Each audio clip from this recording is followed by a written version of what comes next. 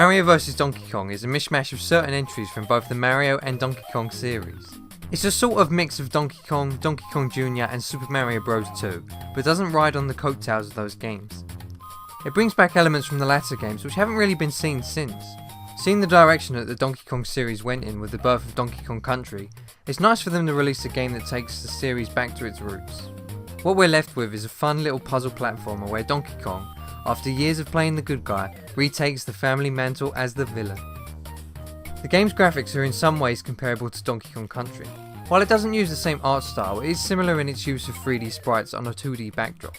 You won't find Mario looking this good on any other Mario game on the Game Boy Advance. The CG stills and the 3D sprites give the impression that the game is trying to emulate GameCube graphics on a Game Boy Advance.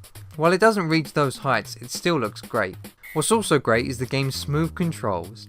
Many of Mario's 3D skills have been brought into 2D, but Mario can also use a really cool handstand jump. While the use of this is often required to progress, it can also sometimes be used to speed up or skip certain sections if you're good. All the levels are well designed, sporting carefully considered placement of all the enemies and objects. It will only take a quick scan of the level for you to plan your path and optimise your route. As you make your way further through the game, your platforming and puzzle solving skills will be pushed a little further, but it never gets too frustrating, even going for 100%. In order to obtain 100% clear of a level, you have to go for a quick, perfect run in which you collect all 3 presents and avoid death. Each level is split into 2 sub-levels, which both must be performed perfectly. It may sound difficult, but can be easily accomplished through precise planning and execution. It's not a long game, but this isn't a bad thing at all. It feels very focused.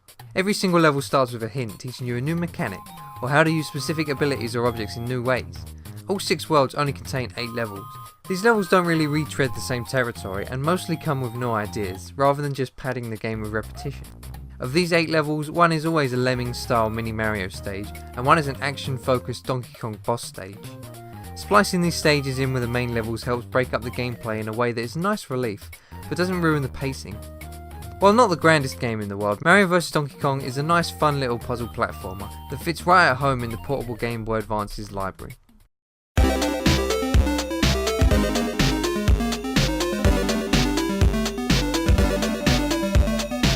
For these reasons, I believe Mario vs Donkey Kong worthy to be placed into the Hall of Game.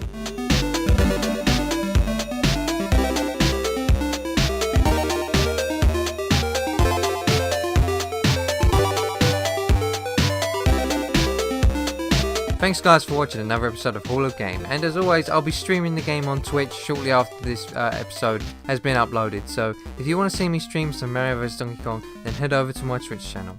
Anyway guys, as always, have fun playing video games.